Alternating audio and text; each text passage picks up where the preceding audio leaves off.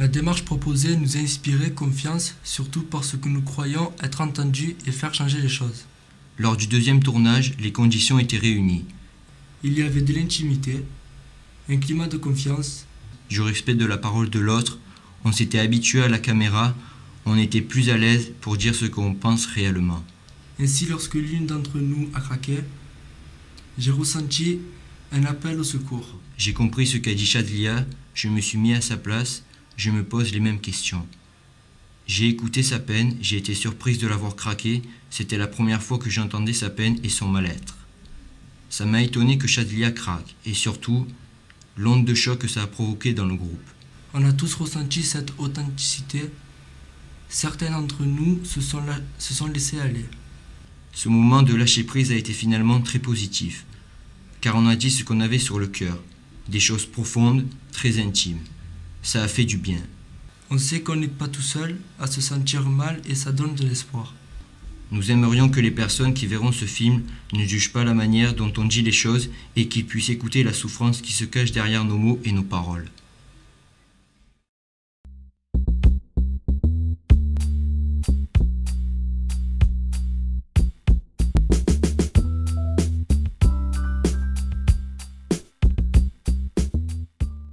Parce que les patrons souvent ont peur.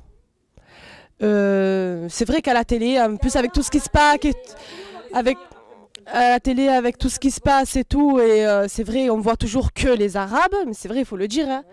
Ça donne pas envie, peut-être c'est vrai aux patrons d'embaucher, même s'ils se font un avis par rapport à la télé, tout ce qu'on voit et tout, qui est en fait une minorité, mais à force de le voir, on dirait que c'est une majorité, surtout. Je dirais qu'ils laissent la chance à des gens, bon, comme Samia, qui ont une tête, voilà, on voit que c'est une arabe, hein, et d'avoir une ouverture d'esprit quand même. Et au lieu d'être buté, de faire l'expérience.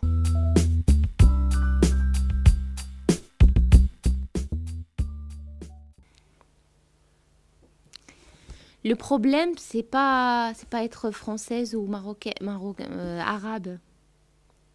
Déjà, on est française, on a ces problèmes-là. Parce que on est très jeune, ou on n'a pas d'expérience, ou on n'a pas de diplôme.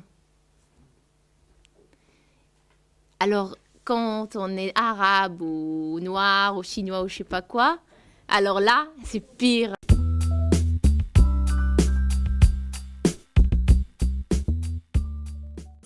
Bon, j'ai fait 1 an et demi en coiffure, après je travaillais dans la vente, j'ai fait 2 magasins. Puis bon, c'est toujours bien passé, je veux dire, dès qu'ils m'ont vu, j'ai passé l'entretien, tout ça, c'était parfait, quoi. Oui, je l'ai vu, oui, bien sûr. Racontez un peu. C'est-à-dire, quand j'ai eu l'entretien, tout ça, déjà rien qu'à mon apparence, tout ça, ils étaient de suite, oui, il n'y a pas de problème, donc je vous signais les papiers, il n'y a pas de problème, tout ça, quoi. Je veux dire, rien qu'à l'apparence, déjà, j'avais pas de problème. Non, enfin, j'ai plutôt vu des personnes qui se sont fait refouler, bien sûr. C'est-à-dire, ils venaient, puis, selon son apparence, comme vous avez dit, si c'était une arabe ou quoi, ils disaient, ah non, j'ai déjà une stagiaire ou j'ai déjà un employé, donc c'est pas la peine. Et puis, il y en a une deuxième qui venait, assez mignonne. Oui, écoutez, il n'y a pas de problème, on va voir un petit peu pour les papiers, tout ça. Ça, oui, j'ai déjà vu. Qu'est-ce que j'ai pensé? J'ai pensé que bon, c'était pas normal, déjà, d'un premier cas. Puis bon, après, je me suis dit que j'ai eu de la chance quand même. Enfin, voilà, que j'ai eu de la chance. Parce que justement, j'étais française. La plupart qui refoulaient, c'était plutôt des musulmanes, tout ça. Et dans le travail, on a eu des discriminations à mon égard, dans le sens où j'ai un problème de dentition, et donc j'ai pas le sourire qu'il faut pour être à l'accueil. J'étais standardiste en CDD, et on devait me renouveler le contrat. On ne me l'a pas renouvelé parce qu'il y a eu des changements de bureau et on s'est retrouvé directement en contact avec le client. Au départ, ce n'était pas le cas. Et on m'a pas renouvelé le contrat pour la bonne simple raison que mon profil ne correspondait plus. Je comprends qu'à l'accueil, on représente l'image de marque de l'entreprise et que il faut quand même être. Mais bon, je veux dire, j'étais pas comme ça. Je faisais un effort vestimentaire. Je me rendais tous les jours au travail. J'étais sapée, j'étais maquillée, j'étais coiffée. Donc je veux dire, j'estime que je pouvais passer. Mais quand je pense qu'il y a des gens qui vous répondent, vous n'avez pas le profil pour l'emploi, alors que des fois vous n'êtes même pas en contact avec le public. c'est de la discrimination aussi, c'est que votre tête ne lui revient pas, tout simplement. Je veux dire, c'est pas normal. Des fois, on a les compétences et on n'est pas prise. Je suis allée à la NPE d'Aubagne. J'ai postulé pour une agence de voyage. Le patron, c'était un Portugais. Bon, moi, je ne comprenais pas un mot ce qu'il me disait parce qu'il parlait quasiment pas français. Moi, je lui répondais en espagnol. C'est bon, c'est pas trop la même langue, mais bon, on se comprenait. Suite à l'entretien, bon, il m'a dit que je me débrouillais, quoi. Et après, suite à ça, il m'a fait taper une lettre. Bon, c'était vraiment très facile, quoi. Et après moi, il y avait une blonde, bon, assez bien faite et tout ça, un peu neuneux, quoi. La blonde, la certaine blonde, parce que je connais pas son nom, elle savait pas saisir une lettre, elle savait rien faire au niveau du secrétariat. Moi, je maîtrisais tout, quoi. Quoi, tout, pas tout, mais on va dire ce qu'il me demandait, je savais le faire. Il a pris cette personne au niveau du physique. Du jour au lendemain, j'ai pas eu il m'a dit qu'il allait me recontacter soit pour une réponse négative, soit positive. Et j'ai même pas eu un seul coup de fil, quoi. C'était débrouille-toi, merci, au revoir. J'ai appris quelques temps après qu'il a viré cette fameuse blonde parce qu'elle n'avait pas les compétences. Et après, bien sûr, il a remis une annonce à la NPE. Bon, moi, bien sûr, j'ai pas donné suite parce que si je le revoyais, je pense que ça aurait fait boum, quoi. Ça serait très mal passé. Si on a les compétences, c'est ce que je te disais tout à l'heure dehors, à compétences égales, qu'on fasse un jugement sur le physique, c'est déjà quand même, bon, c'est quand même moyen comme mentalité. Alors quand les compétences ne sont pas égales, qu'il y en a une qu'on a et l'autre pas, et qu'on préfère celle qui a un joli cul et qui n'a pas de compétences, dans un cas comme ça, je trouve que c'est dégueulasse parce que je vois pas pourquoi on demande le CV d'une personne si c'est pour le foutre dehors un coup de pied au cul parce qu'il correspond pas au physique de la boîte, quoi. Je veux dire. Ça sert à quoi de faire un CV, quoi? Ou alors on demande tout de suite la photo et pas de compétences. J'aimerais bien, moi, qu'il me donne ma chance. Moi, je préfère qu'il me juge sur mon CV, sur ce que j'ai comme expérience, que sur ma tête. Je suis d'accord avec vous que la présentation, ça compte et tout, évidemment. On va pas se pointer avec un jean déchiré aux fesses, etc. Mais même bien habillé, quelqu'un qui a un physique comme le mien, même en tailleur, c'est forcément moins joli qu'une nana comme elle ou comme Jennifer. C'est pas du tout la même chose. Mais de là à dire que ça réduirait la discrimination, non, je suis pas du tout d'accord. Je suis pas du tout d'accord. Parce que je me pointe avec le même tailleur que elle ou elle, je suis sûre que c'est pas moi qui sera pris. Et même avec les mêmes fringues, le même maquillage, tout ce que vous voulez, forcément j'ai une chance beaucoup moindre, vraiment moindre, et je suis sûre que ça diminuera pas la discrimination. La plus importante.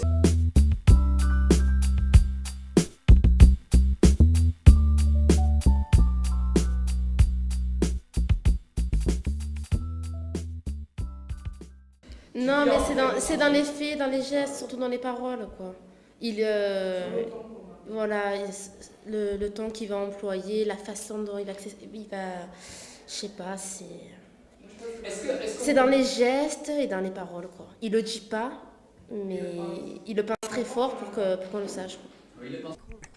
Ah ben, je sais pas, moi, quand on va dans des entretiens, qu'après ils nous disent, ouais, soit on vous rappelle, soit ci, soit ça, et qu'après on n'a jamais de nouvelles, et franchement, moi, j'ai plus envie d'aller dans un entretien après. À quoi ça sert? Bien sûr, j'aimerais bien savoir pourquoi. Donc moi, quand on me dit pas pourquoi, moi, quand je pense cache que c'est ma tête. Mon nom, mon prénom, il n'y a que ça. J'ai toute une partie du côté gauche, donc la jambe et le bras qui sont paralysés, du point de vue d'un accident et tout. Donc ça fait que je marche pas très bien, j'ai une légère... Je boitis un petit peu et je peux pas me servir de mon bras parce que je peux pas porter des choses trop lourdes ou que je peux pas rester debout toute la journée. Il y a quelques temps, donc, je suis allée chercher un stage en face de chez moi, en crèche, pour pouvoir m'occuper des enfants. Tu sais, mais bon, j'ai déjà vu le médecin du travail, il m'a dit qu'il n'y avait aucun problème, que c'était bon. Oui, mais bon, à chaque fois que j'y vais, elle est toujours débordée, elle n'a jamais le temps de me recevoir, il faut que je prenne rendez-vous. La dernière fois, je voulais la voir. Oui, mais j'avais pris rendez-vous, mais elle repousse le rendez-vous à chaque fois. Donc si tu repousses le rendez-vous à chaque fois, c'est sûr que je peux pas en avoir, quoi. J'y suis retournée hier, j'ai demandé à la directrice, bon, elle n'était pas là, donc bon, j'ai vu les femmes qui s'occupaient des enfants. Je fais voilà, je viens récupérer mes papiers et tout, parce qu'elle a tout gardé, mes protocoles, mes vaccins, tout ce que j'avais fait. Donc elle me dit, la directrice n'est pas là, donc il faudra revenir demain. Et elle avait une convention de stage dans la main. Et elle me dit, c'est quoi votre nom? Donc je lui dis mon nom, elle me dit non, c'est pas votre convention. La directrice a dû la classer. Donc à ce moment-là, je me suis posé la question de savoir si elle n'avait pas pris une autre stagiaire à ma place. Je travaillais dans une usine de chips. Et bon, j'avais travaillé 2 semaines, tout ça. La chef, elle vient me voir, elle me dit, ouais, tu voudrais pas faire un CDD, tout ça. Bon, je dis, ouais, pour cet été, ça, bon, c'est bon, je me fais un peu d'argent. Bon. Et je sais pas, il arrive le vendredi, tout ça. Parce que normalement, on est inscrit dans des feuilles qui collent sur les murs et pour voir s'ils gardent ou ils gardent pas. Et bon, je suis partie voir, je dis, mais attends, j'ai à mes 2 copines, j'ai dit, attends, on n'est pas dedans, c'est pas normal. J'ai dit, on nous propose un CDD et le chef qui arrive, je dis, ouais, on n'est pas marqué sur le tableau, je dis, c'est normal. Il me dit, ah, je sais pas, je vais aller voir le patron. Je dis, bah, allez voir le patron. Je dis, parce que c'est pas normal, moi, on me dit qu'on va me faire un contrat de saisonnier pour l'été. Je dis, ouais, ben, ça va. Et j'attends tout ça, je fais le travail. Il arrive midi, et ils nous disent, bon, vous terminez aujourd'hui. Je dis, ah bon, pourquoi? Il n'y avait pas d'explication, rien. Vous terminez aujourd'hui et c'est tout, quoi. Tu prends des affaires, tu te tires. Ben. Avec mes 2 copines, en fait, on était 3 musulmanes. Et dans tout le groupe, quand le groupe, il n'y avait que nous, il n'y avait que 3 musulmanes, c'était nous. Et on est parti voir une dame qui était dedans. Je dis maintenant, je ne sortirai pas de l'usine tant qu'on ne me dit pas pourquoi on ne me garde pas. Je veux une explication. Je ne sortirai pas du truc, pourquoi? Je dis pourquoi? Parce que nos têtes, elles ne vous reviennent pas. Je dis, elle me dit non, c'est pas ça. Non, mais j'ai expliqué, moi, je ne sortirai pas du magasin. J'ai dit, non, vous m'expliquez. Moi, mes 2 copines, pourquoi? Elle me dit, on a pris d'autres gens, mais ces gens-là, ils sont pas d'ici, c'est des Chinois. Parce qu'on les paiera moins cher que vous, en fait. J'ai dit, non, mais je veux rien savoir. Je dis parce qu'on est musulmane. Parce que, qu'est-ce qu'il y a? Je dis, pourquoi? J'ai dit, vous avez fait partir 3 musulmanes. J'ai dit. Elle voulait plus quoi, elle nous a dit bon, ça s'arrête là la discussion. Vous irez chercher votre chèque, vous revenez dans 2 semaines pour votre chèque. J'ai dit bon, ça va. Et je suis partie.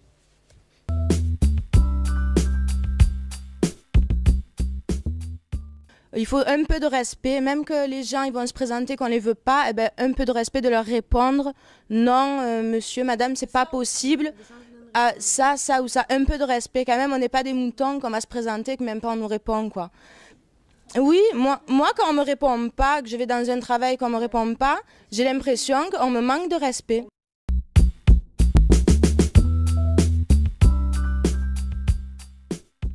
Mon copain, il est magasinier. Il travaille dans une usine chaussures. Et je veux dire, il n'y a pas de femmes à l'intérieur de l'usine. Et pourtant, ils mettent des boîtes, ils mettent des feuilles dedans, enfin les feuilles qu'ils mettent dans les boîtes là. Ils mettent des chaussures, ils regardent si les boîtes elles sont bien, si elles sont cassées, il faut les changer. Je veux dire, n'importe qui pourrait le faire. Mais ils ne veulent pas de femmes, je comprends pas pourquoi. C'est mon voisin qui m'a dit, ah non, mais même pas, n'essaye même pas d'envoyer un CV parce que c'est pas la peine, même pas on te répondrait. Même pas te présente, il m'a dit, parce que c'est pas la peine. Il me dit, puis d'ailleurs, c'est le chef de l'usine qui m'a dit, dans les usines, c'est rare qu'on prenne des femmes, à part des secrétaires. J'ose pas, même pas, j'essaye, parce que justement, j'ai peur qu'ils me disent, vous êtes une femme, pas du tout. C'est pas la peine d'essayer.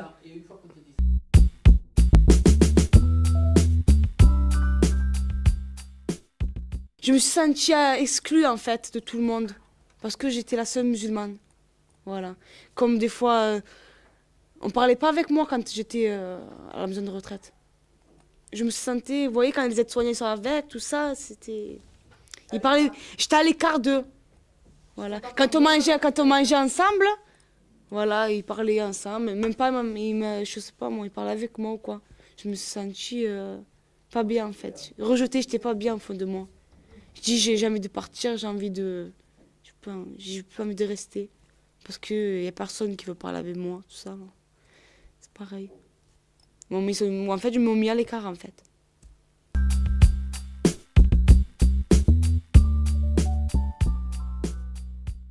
Je sais que moi, c'est ce que j'ai fait une fois dans un entretien d'embauche, où on m'a dit, vous avez les compétences, mais pas le physique. Et ben voilà, après, on m'a dit, vous êtes trop jeune. Alors le gars, il a trouvé tout un tas d'excuses. Je dis, ouais, mais l'expérience, s'il n'y en a pas un de vous qui me la donne, on me prendra nulle part. Donc, je veux dire, c'est pour tout pareil, quoi. On fait tout pour vous décourager dans la société. On fait tout pour vous mettre dedans jusqu'au bout. Ça fait du mal au moral, beaucoup de mal au moral et à ce quand on en veut vraiment et puis qu'on vous claque une porte en pleine figure en disant non, toi je te veux pas, ça fait mal au nez, ça fonce au moral, quoi. C'est clair, moi je pense que ça décourage, c'est vrai que ça donne envie de baisser les bras, même si on arrive en disant putain j'en veux, en sortant avec un coup de pied derrière, ça fait mal, ça nous décourage.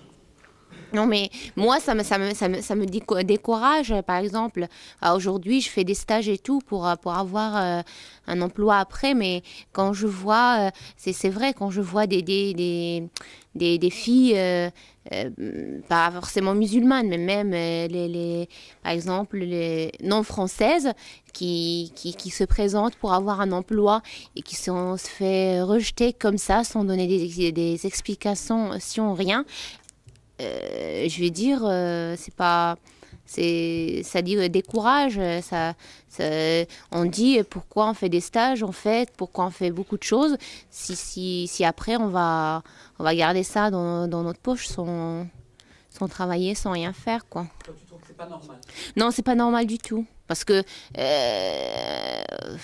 d'être musulman, d'être noir ou blanc, d'être, je sais pas, français, arabe ou juif, on a les mêmes capacités pour travailler. On a si on a des diplômes, c'est la même chose. On peut très bien être, par exemple, arabe et brillant et français.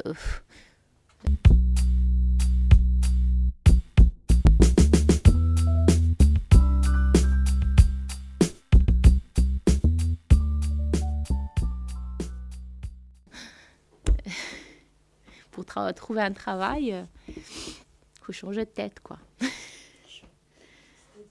Bah, je sais pas, changer de tête, changer de nom, pas changer de nationalité, mais d'être vraiment une Française, quoi. Vous savez que ça fait mal au cœur quand on vous dit que c'est l'arabe. Comme je dis, moi je suis née en France, tout le monde a des origines, et voilà, quoi. Voilà, il n'y a personne qui est pure français, peut-être il y en a quelques-uns. Quand tu t'as traité de sale arabe, tout ça, tu t'es senti mal sur le coup. Ouais, je me senti mal. Comme si tu te disais, putain, mais à chaque fois si on me dit ça, je vais plus exister, quoi, après. Ouais. Pour moi, la France, je veux dire, bon, c'est mon pays, hein, malgré que je suis pas née ici. La France, c'est mon pays. Bien sûr, je suis pas intégrée, je veux dire, je sais pas, je me sens intégrée, moi. Je me sens intégrée. Ben, je sais pas, déjà, la France, c'est là où je vis, c'est là où je vais finir ma vie, sûrement. Moi, je sais lire, je sais écrire. Hein. J'ai appris ça. Depuis que je suis en France, je fais que ça, hein, d'apprendre, d'essayer de s'intégrer et tout. Il faut se dire qu'il y a des gens qui sont intégrés. Je veux dire, regardez, elle met pas de voile, elle discute pas de sa religion toute la journée, elle fait pas elle n'étend pas tout ça, quoi.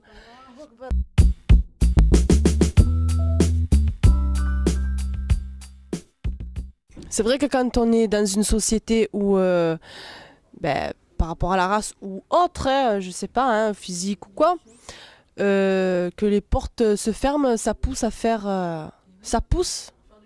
à faire des bêtises. Comme elle disait tout à l'heure, c'est vrai, il suffit d'aller vendre un peu de drogue et voilà, c'est bon, quoi. Le mois, il est fait, ça dure un jour. Hein. Ouais. En une heure, tu te fais je sais pas combien, tu te fais le mois. Voilà, donc ça pousse aussi quand on repousse des jeunes, même des banlieues ou quoi, à pas leur donner leur chance, à leur faire goûter au travail, à les laisser là où ils sont et à provoquer ce qu'ils provoquent. Mais c'est un cercle vicieux, c'est la faute un peu de tout le monde. Hein. Je vais intervenir sur ce qu'elle a dit, parce que quand tu dis « moi, je ferai jamais ça », je comprends que dans ton état d'esprit, tu le penses et que tu sois honnête. Moi aussi, j'ai eu une période où je pensais comme toi. Je le pense encore aujourd'hui, mais plus aussi fermement. Je comprends qu'on nous ferme une porte, 2 portes, 3 portes. Après, on se démotive, hein. C'est sûr. Hein. Et je me demande comment ils font ces gens-là pour toujours se relever. Parce que moi, je pourrais même pas me relever, je prendrais d'autres solutions. Carrément, j'irais voler, j'irais Ah oui, mais pour de bon. Hein. Voilà, je me tournerai jamais vers cette solution, hein, de l'argent facile et tout, parce que bon, j'ai un enfant et j'ai pas envie, moi, de partir en prison. Mais je veux dire, c'est vrai que les gens, si leurs parents, déjà, ils sont pas trop... ils sont normaux, quoi, je veux dire, point de vue paye et tout, voilà, de classe moyenne, et que s'il faut aider à la maison et tout, des fois, ils trouvent pas d'autres solutions aussi, hein. Et puis après, ben, ça devient un engrenage. Et puis après, c'est carrément l'argent facile et ça en fait un feignant et ça fait... J'étais pas assez bien pour l'accueil. Donc, on ne m'a pas renouvelé le contrat. J'avais un gosse à nourrir à l'époque. Et ben, je vous cache pas, j'ai pas été volée, mais c'était moins une. Aujourd'hui, j'ai 2 enfants. Je vais être franche, j'ai pas de travail, j'ai choisi de faire une formation. Pourquoi? Parce que pour me donner une chance d'avoir d'être... Voilà, plus de bagages, d'être plus crédible que quand je me présente, quand je postule. Mais honnêtement, j'ai l'expérience. Mais quand je vais quelque part, on me dit oh, mais vous n'avez pas le diplôme. Et quand vous avez le diplôme, on me dit vous n'avez pas l'expérience. Alors maintenant, j'essaye de me donner la chance d'avoir les deux. Mais demain, si j'ai pas de travail, j'ai 2 gosses à nourrir, j'hésiterai pas à les voler pour nourrir mes gosses. Que moi je crève de faim, c'est mon problème. Mais mes gosses, je refuse qu'ils crèvent de faim. Et voilà. Mais le problème, c'est ce qu'ils comprennent pas les patrons, c'est que souvent, à force d'user de discrimination, de se réfugier derrière des trucs où ils veulent pas ouvrir les yeux, ils en viennent à une violence ou à de la contrebande. Et ils disent, on en est les premiers à souffrir. Oui, mais attends, peut-être qu'au départ, le phénomène, c'est un peu toi qui l'as créé aussi. Donc il faudrait que peut-être tous ces gens bien assis, bien tranquilles, qui veulent faire du fric à tout prix, avant que nous, on leur coûte du fric en allant casser, en allant faire de la contrebande ou en faisant de la contrefaçon sur ce qu'ils produisent, il faudrait peut-être qu'ils pensent à nous donner la chance de pouvoir les aider à en gagner. Pourquoi c'est pas juste? Parce que c'est pas juste, quoi. Parce que moi, je suis là, je suis un être humain, j'ai le droit, je suis en France. Normalement, c'est un pays de liberté, du droit. On a le droit de vivre, de manger, d'acheter ce qu'on a envie. Et si on ne travaille pas, bah, on ne peut pas trouver à manger, on ne peut pas trouver où on va dormir, on ne peut pas être comme les autres. Et d'un coup, il y a que la rue. Après, il y a beaucoup de problèmes. Par exemple, il y a des gens qui peuvent voler, tuer. Et après, ils disent pourquoi. Pourquoi ils tuent, pourquoi ils volent? Mais ils volent pour manger, quoi. Bah oui, voilà. Bah oui. En plus, t'as la haine. En plus, t'as la haine contre ces gens-là. Parce que ces gens-là que tu as tués, c'est eux qui t'ont refusé. C'est eux que, quand tu viens pour travailler, ils te disent non, pas non comme ça. Mais non, on peut pas te prendre. Pourquoi? Parce que t'as une tête d'arabe, ou t'as un noir, ou t'as un chinois. Voilà. Le problème, c'est qu'ils nous renvoient tous les 3. 3 musulmans. Et c'est ce qu'on a halluciné avec nos copines, quoi. Attends, tous les 3, ils nous font partir, mais pourquoi? On avait un peu cet côté de haine, on avait de la haine. Moi, j'avais beaucoup de la haine. En fait, c'est pas moi qui ai la haine contre les patrons ou quoi. C'est eux qui veulent que j'ai la haine contre eux. Je sais pas, depuis que je suis à l'école. À quelle occasion? À plusieurs occasions, je sais pas, moi. Voilà, au moment de chercher les stages, quand on voit que... Je sais pas. C'est voilà, ça force, après voilà, quoi. Non. Ben la haine engendre la haine. Hein. T'essayes de travailler, de faire des stages et tout, et ils te refusent. Qu'est-ce que tu vas faire après? Surtout si on a des enfants. Toi, il n'y a pas de problème, tu peux t'en sortir tout seul, de travailler à droite et à gauche. Mais si tu as des enfants derrière, si ces enfants, ils n'ont pas... Par exemple, si tu n'as pas les moyens de donner à manger, de les envoyer à l'école,